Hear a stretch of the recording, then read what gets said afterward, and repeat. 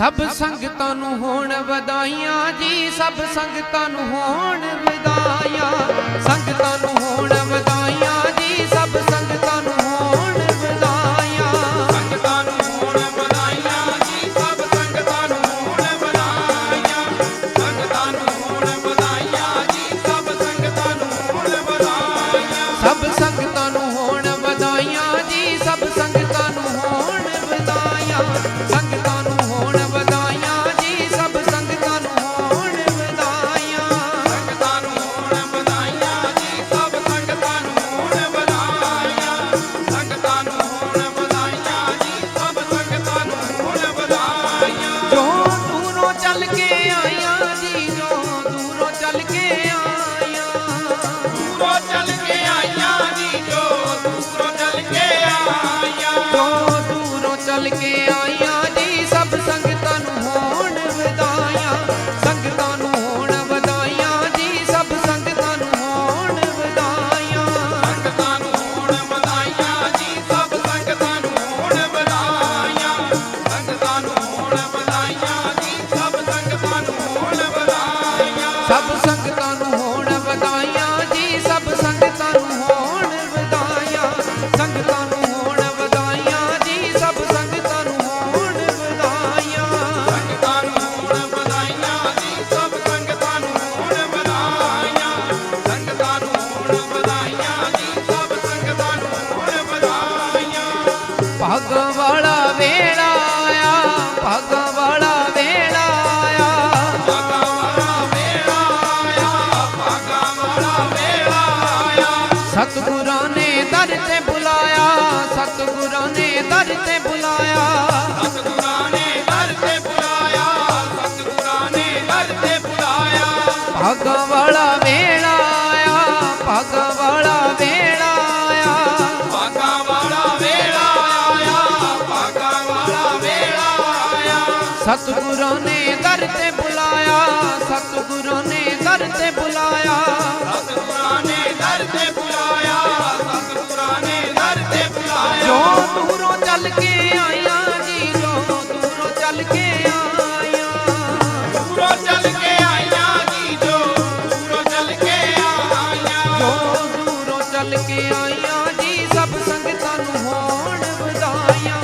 संगतां नूं होण वधाइयां जी, सब संगतां नूं होण वधाइयां, संगतां नूं होण वधाइयां जी, सब संगतां नूं होण वधाइयां, संगतां नूं होण वधाइयां जी, सब संगतां नूं होण वधाइयां, सब संगतां नूं होण वधाइयां जी, सब संगतां नूं होण वधाइयां, संगतां नूं होण वधाइयां जी, सब संगतां नूं होण वधाइयां, संगतां नूं होण वधाइयां जी, सब संगतां नूं होण वधाइयां, संगतां नूं होण वधाइयां जी, सब संगतां नूं होण वधाइयां।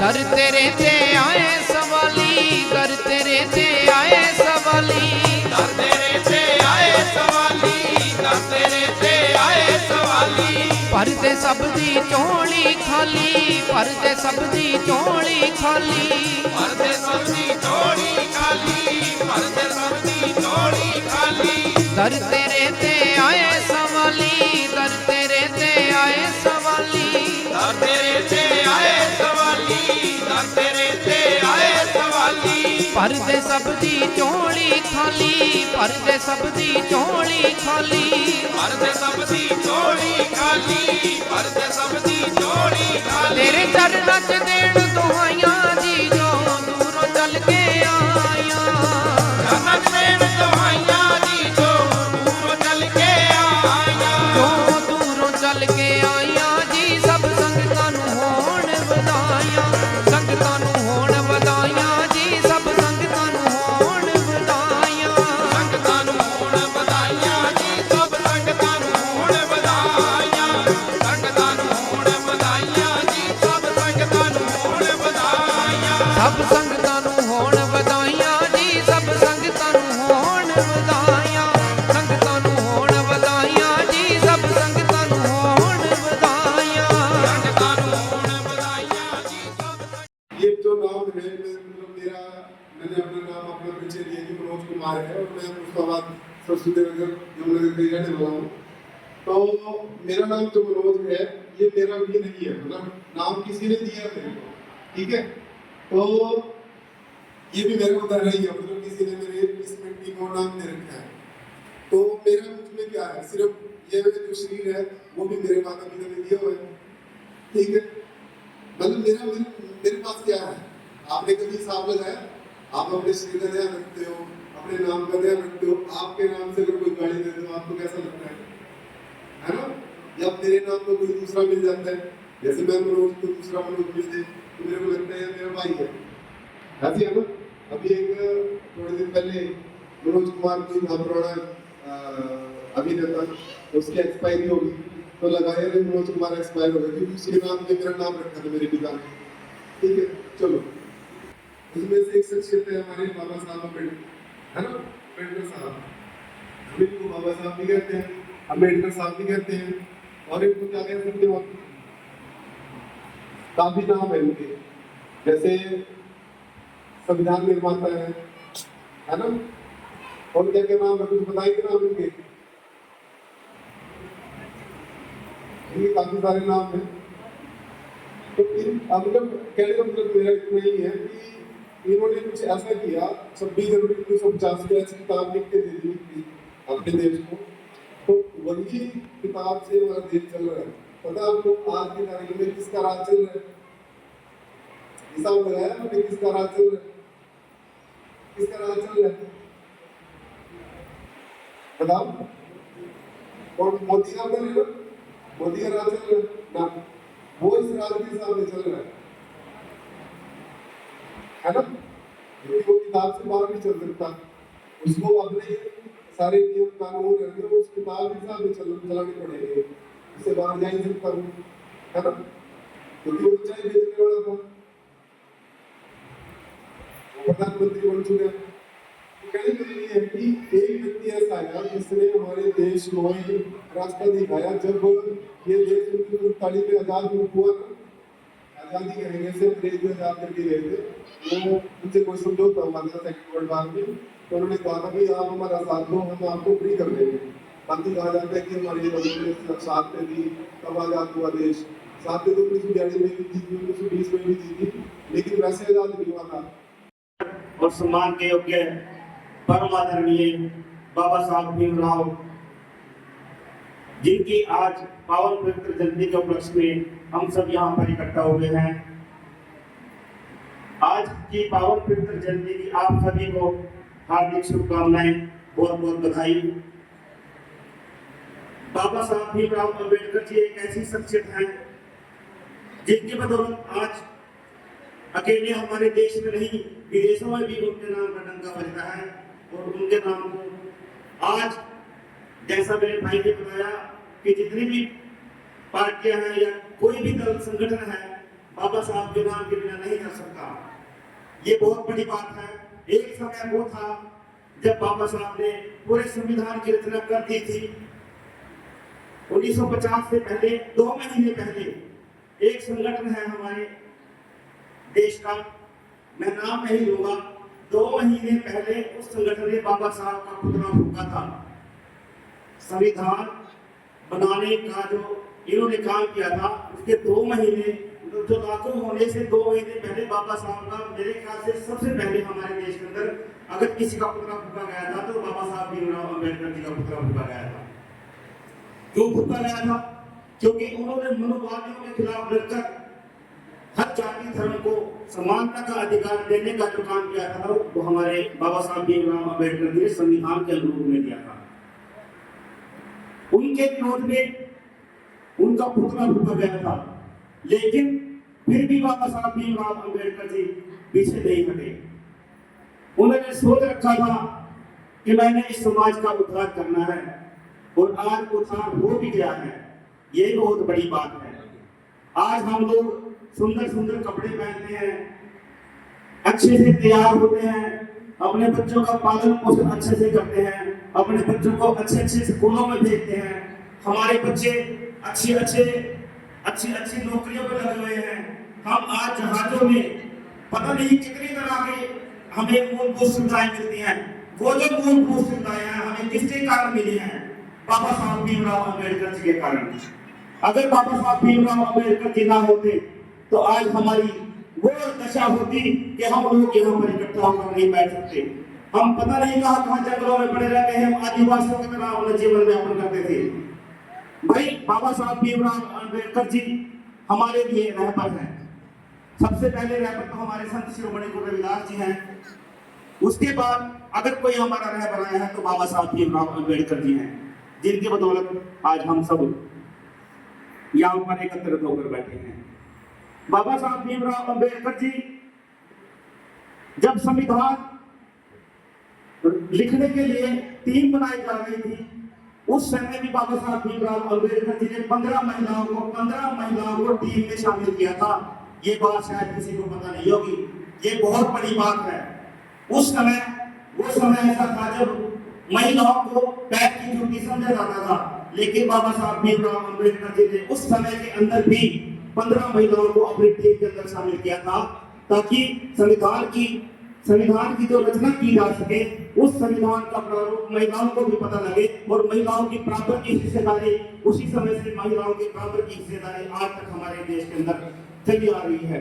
आज हमारी बहनें, हमारी बेटियां चांद पर जाकर दिखा रही है दुनिया को कि हाँ महिलाएं कितना काम कर सकते हैं। पुरुषों से कहीं अधिक आज हमारी बहन बेटियां आज इस देश को चलाने का काम कर रही हैं। किसी भी तरह से लगा दीजिए, वैसे तो हमारा देश पुरुष प्रधान माना जाता है, लेकिन महिलाओं को बराबर का आदर दर्जा किसने दिलवाया था? तो बाबा साहब भीमराव अम्बेडकर जी ने दिलवाया था। आज अगर हमारी बहन बेटियां खुद सरेआम कहीं पे नौकरी करती हैं, कहीं पे घूमने जाती हैं, किसी भी तरह से आज स्वतंत्र हैं, तो वो सिर्फ बाबा साहब भीमराव अम्बेडकर जी की बदौलत है। तो आज हमें उनको भूलना नहीं चाहिए। आज हम बाबा साहब भीमराव अम्बेडकर जी को कोटि कोटि नमन करते हैं और हमेशा करते रहेंगे, क्योंकि आज उन्हीं की बदौलत हूँ जो मैं आपके सामने बोल रहा हूँ। और कोई भी आपके सामने बोल के जाएगा या कोई भी किसी भी तरह का विचार रखेगा तो सिर्फ बाबा साहब भीमराव अम्बेडकर जी ने हमें ये अधिकार दे रखा है, क्योंकि वैसे आज तक हमें किसी ने कोई अधिकार नहीं दिया। बाबा साहब ने अपने विचारों में पहले भी बताया है और बताते भी रहे हैं कि शिक्षित बनो, संगठित रहो। बाबा साहब ने कहा है, तो हमने अपने बच्चों को शिक्षा की ओर लेकर जाना है, अपने बच्चों को शिक्षित बनाना है।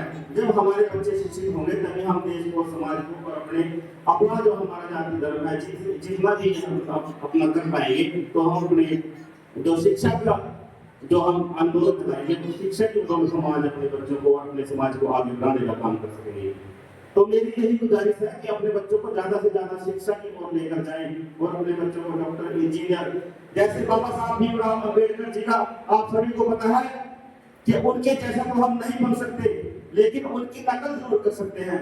किसी ने कहा है कि एक लकीर के ऊपर लकीर नहीं खींची जा सकती, लेकिन उसके बराबर में उसके जैसी लकीर जरूर खींची जा सकती है। तो हम बाबा साहब भीमराव अम्बेडकर जी जैसे तो नहीं बन सकते, लेकिन उनकी नकल जरूर कर सकते हैं। अपने बच्चों को उनके जैसे संस्कार जरूर दे सकते हैं, अपने बच्चों को उनकी जैसी शिक्षा नीतियां जो उनके अंदर पैदा करनी है वो उनको उजागर जरूर कर सकते हैं। तो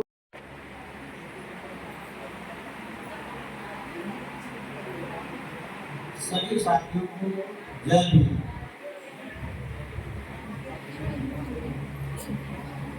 आज के इस शुभ अवसर पर पहुंचे हुए सभी ग्रामवासी, सभी कार्यकर्ता, महिला शक्ति व अन्य गांव से पहुंचे सभी मेहमानों का एक बार फिर से सभी को बाबा साहब की जयंती की बहुत बहुत शुभकामनाएं, बहुत बहुत मुबारक हो आपको। आप लोग इस अवसर पर इकट्ठे हुए हैं और मैं आप सभी का खासकर कटरौली गांव के सभी लोगों का धन्यवाद करता हूँ और स्वागत भी करता हूँ इस समय में कि आप लोग इतनी संख्या में यहाँ पर इकट्ठे हुए हैं। एक जानने की इच्छा आपके मन में है बाबा साहब के बारे में। मुझसे बेहतर आपने सुना है, मुझसे बेहतर हमारे साथियों ने, मनोज जी ने, वीरलाल जी ने बहुत अच्छा कहा है, बहुत बढ़िया कहा है। उनका जो राइट साइड है वो सबको दिखाई देता है, उनका कोट पैंट सबको दिखाई देता है। एक बार उनके दुख दर्दों की ओर विचार करें। आपको मिली हुई सुविधा दिखाई देती है, आपको बना बनाया संविधान दिखाई देता है। कभी अपने आप को उस परिस्थिति में महसूस करके देखें कि जिस व्यक्ति को क्लास में पढ़ना भी है और उसको पानी भी प्राप्त नहीं है, और महाराष्ट्र में गर्मी कैसे होती है ये भी आपको पता है। अगर आपको उसका दर्द महसूस हो, चोट नहीं लगती हमें, आज आए हैं इकट्ठे होकर, बात सुने हैं और ले आए। संविधान आपको वो अधिकार दिया गया है जो आपके लिए हर रोज की आजादी है। हर रोज आप आजाद हैं, हर रोज मनाएं। सुबह उठते ही आपको नया दिन मिलता है और क्या आप सोचते हैं कि आपको याद आएगा कल भी कि बाबा साहब ने आपके लिए कितने कष्ट उठाए थे। जिसको चोट लगती है वही कामयाब होता है, वही समाज और राष्ट्र का भला करता है।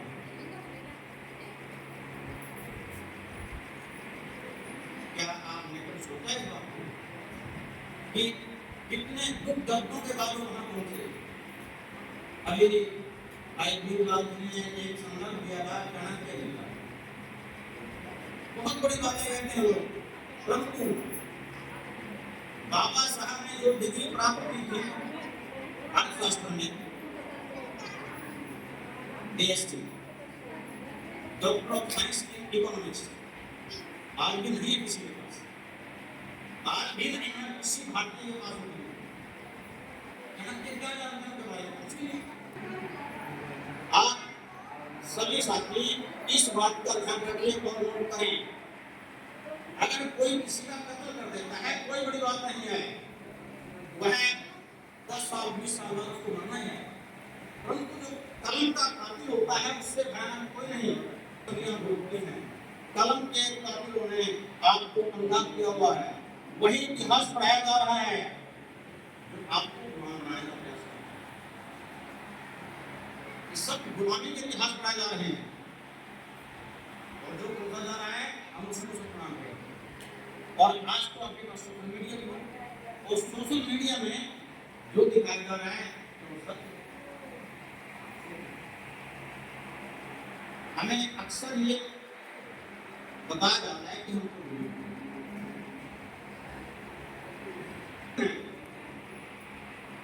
हम कुछ नहीं कर सकते, हम तो वीडियो के आदमी हैं। ये आप सभी लोगों का वहम है। अगर कुछ जानना है तो आप मेरे बारे में सरपंच महोदय से पूछिए। अगर आपको जानना है तो आप मेरे बारे में सरपंच महोदय से पूछिए।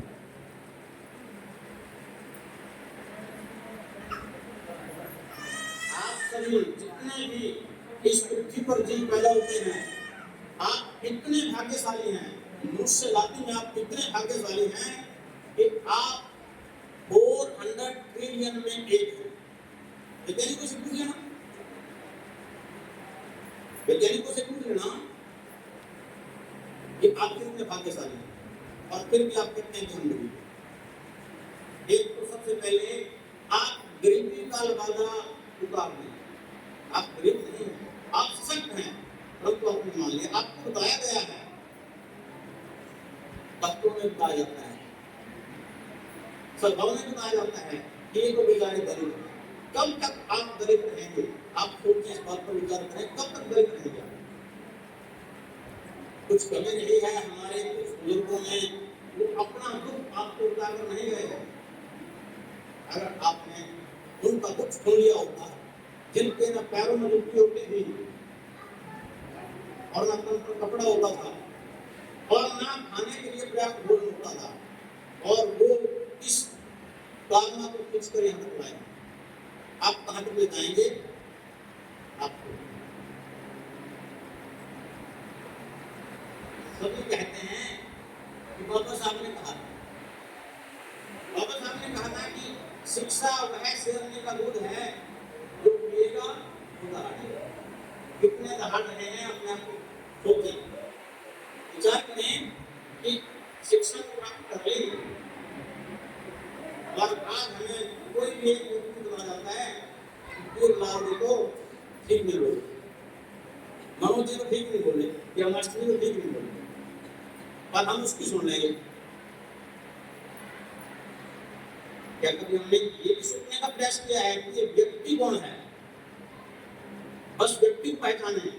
और हमारे समाज में हमारे पास एक वर्ड होता है ब्लैक शिप। बस ब्लैक शिप को पहचाने कि ब्लैक शिप कोई बाहर का है या हमारे किसी किसी को बनाया गया है। आपको पीछे हटाने के लिए वो लोग ब्लैक शिप छोड़ देते हैं या फिर हमारे किसी किसी को बनाया। समाज जब तक एकजुट नहीं होगा तब तक हम कहीं नहीं पहुंच सकते। अपने अपने प्रयास सब कर रहे हैं, परंतु एकजुट करने के लिए इसमें सबसे बड़ा रोल महिलाओं का है। आप अपने व्यक्तिगत हित त्याग कर बाबा साहब की उस नीति पर चलें कि हम शिक्षित तो हो गए, कि हम संतुलित हो गए, क्या हमने संघर्ष करना सीख लिया है। बाबा साहब हमें वो त्याग देकर चले गए हैं कि जिससे आप चाहे तो अपनी सत्ता प्राप्त कर सकते हैं, परंतु सत्ता प्राप्त करने के लिए हम कितना प्रयास कर रहे हैं, क्या हम एकजुट हैं?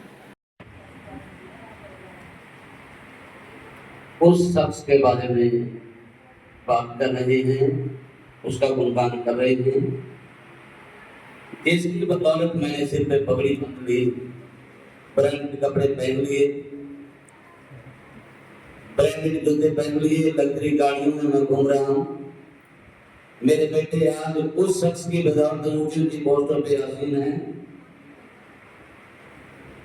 कैसा होगा वो मामा?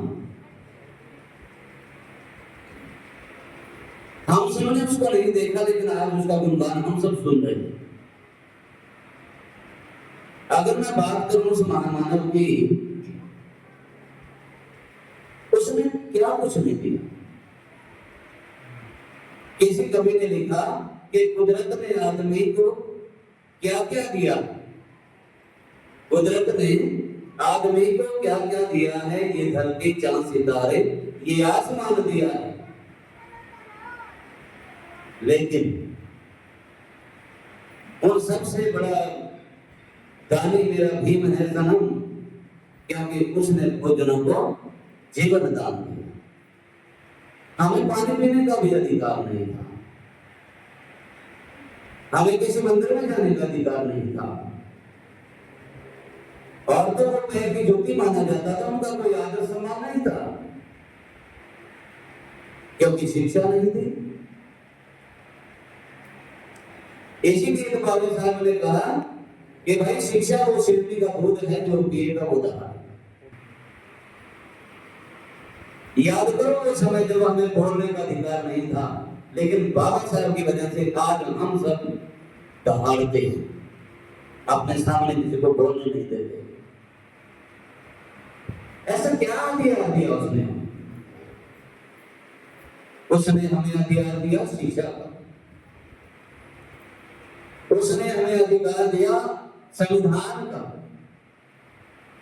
मैं तो ये कहूंगा कि जिसने मनुष्य जन्म लेकर बाबा साहब द्वारा लिखा गया संविधान नहीं पढ़ा तो समझो उसने जिंदगी में कुछ नहीं। हमारे असली जो कर्तव्य हैं वो संविधान के जरिए हमें पता लगा। अगर बाबा साहब संविधान न लिखते तो क्या बहन सुमन गोल में आज चेयरमैन होती, या ये ऋषिपाल भाई पहले सरपंच रह चुके थे, क्या वो कोई सरपंच का इलेक्शन लड़ने देता? ये उस महामानव की बदौलत है। आज हम सब ने उसी का गुणगान हम सब कर रहे हैं। मेरे से पहले भी बहुत से वक्ता बोल गए और आगे भी बोलते रहेंगे, लेकिन हम उस महामानव के गुणों का बखान नहीं कर सकते। संत रविदास जी जब इस संसार में आए, एक महान समाज सुधारक, क्रांतिकारी, उन्होंने अपने समाज के ऊपर लेकर आने की बहुत कोशिश की, वो काम किए जिससे उसके नीचे को ऊंची बन सके। भूल गए लोगों से, लेकिन हमारी छोटी अकल, हमारी समझ में उनकी बात नहीं आई, हमने उनका साथ नहीं दिया। रविदास जी महाराज ने अपनी वाणी में लिखा, ऐसा चाहूं राज्य में जहां मिले सबन को अन्न, छोट बड़े सब संग बसे, रविदास रहे बरस। समानता, भाई मैं ऐसा राज चाहता हूं जहां सारे एक जैसे हों, कोई ऊंचा ना हो, कोई नीचा ना हो, सारे एक जैसे, छोटे और बड़े सब एक जैसे बन जाए, सब में आपस में भाईचारा हो, प्रेम की भावना हो। प्रेम तब हो जहां पर कोई भूखा न सोए। एक ऐसे देश की मांग की, कौन से देश की मांग की? अपनी वाणी में उन्होंने लिखा, बेगमपुरा शहर को न हो, कि मैं ऐसे शहर बसाना चाहता हूं जहां कोई गम ना हो। जिसको रोटी नहीं मिलती उसके लिए तो सबसे बड़ा गम है, जिसको पानी नहीं मिलता उसके लिए सबसे बड़ा गम है, क्योंकि उसे तो खाने की चिंता है, पानी पीने की चिंता है, रहने की चिंता है। लेकिन संत रविदास जी ने कहा, मेरा जो देश होगा वो गमों से दूर होगा, वहां शांति ही शांति होगी, प्रेम ही प्रेम होगा, आपस में भाईचारा होगा, प्रेम का बोलबाला होगा, सभी जन एक समान होंगे, कोई छोटा और कोई बड़ा नहीं। रविदास जी महाराज अपनी वाणी में बहुत कुछ कहकर चले गए। अभी वही इसी बात ये कह रहे थे, आशा हीरा छाड़कर करे आनंद आशा, न दोजख जाएंगे सत्य भाग्य रविदास। ये हमारी जिंदगी का मूल मंत्र है।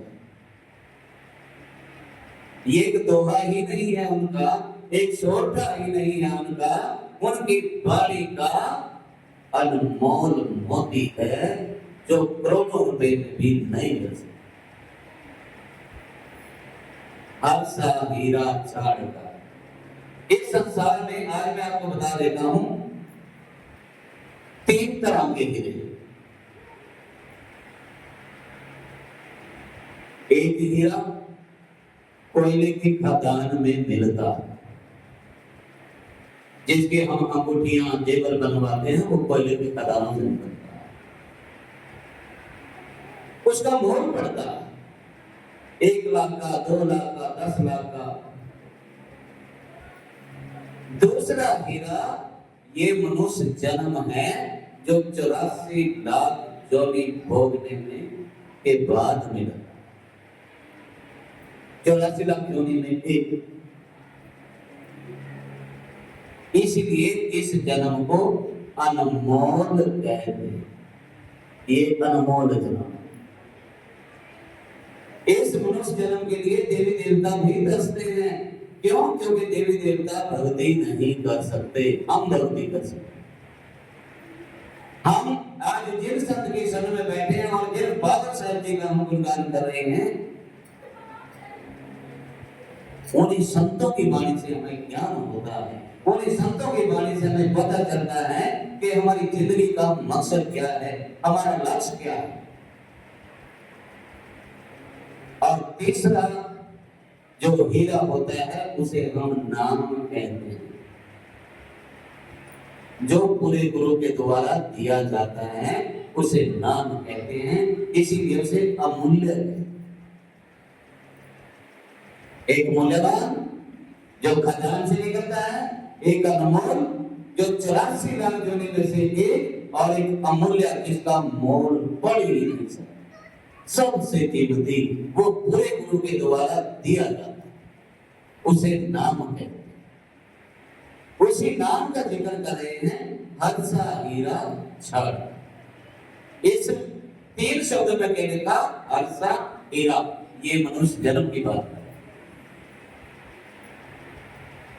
कि परमात्मा ने ये मनुष्य जन्म दिया था उसकी भक्ति करने के लिए, अपने महापुरुषों की वाणी पर चलकर अपने जीवन का सुधार करने के लिए,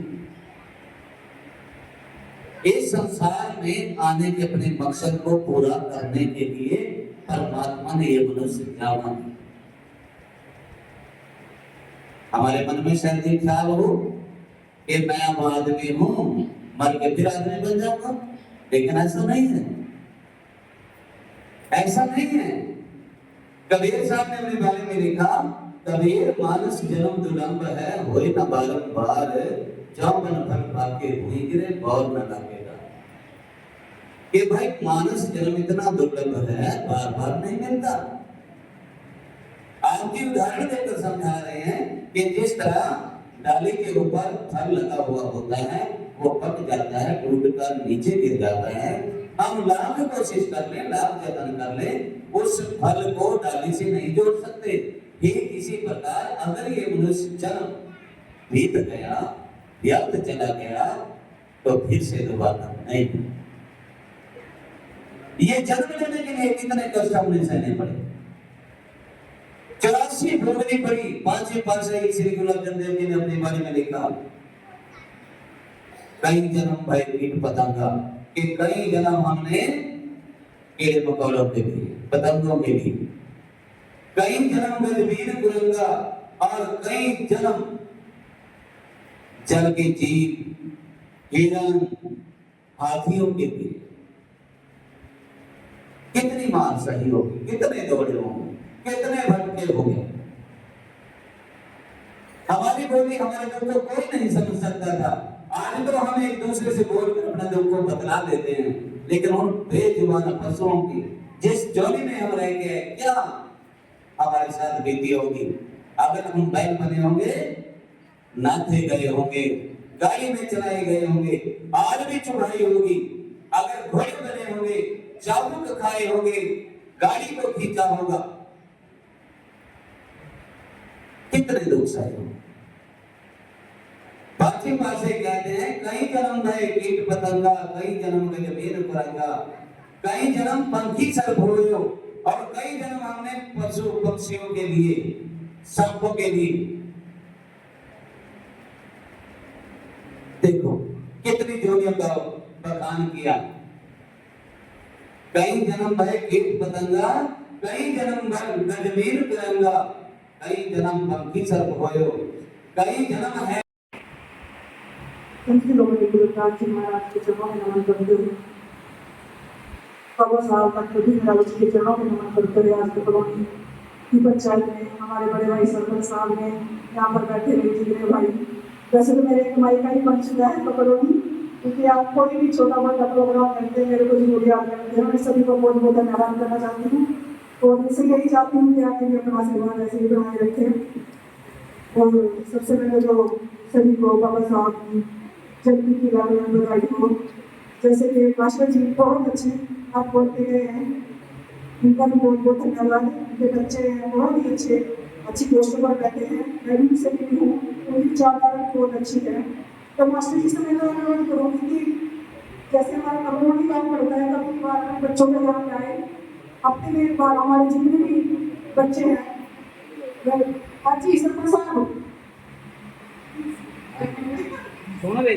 और सरपंच साहब हमारे बड़े भाई किसी बात जिसमें अनुरोध करूंगी कि हफ्ते में एक बार जितने भी बच्चे हैं, छोटे से लेके कह सकते हैं 2 साल से लेके जितने भी 18, 20, 25 साल तक के बच्चे हैं, सभी को एक बार उनकी हफ्ते में क्लास लगाई जाए, अपने महापुरुषों के बारे में कुछ बताया जाए, तो उनको इस चीज़ की रियलाइज होगी कि हमारे समाज में हमारा इतिहास क्या है।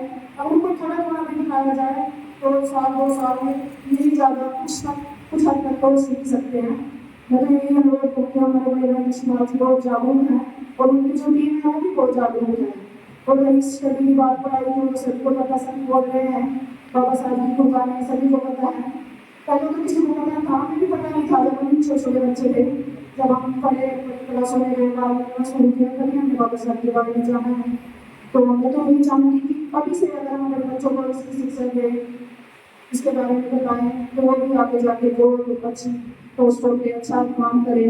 और मैं भी बाबा साहब की बलिदान सोची भविष्य में करूँ। मैं इन काम में ऐसा नहीं रहूँगी, क्योंकि अब तक तो हम इन्हीं का किया हुआ खा रहे हैं, अपना तो कुछ कमाया ही नहीं है।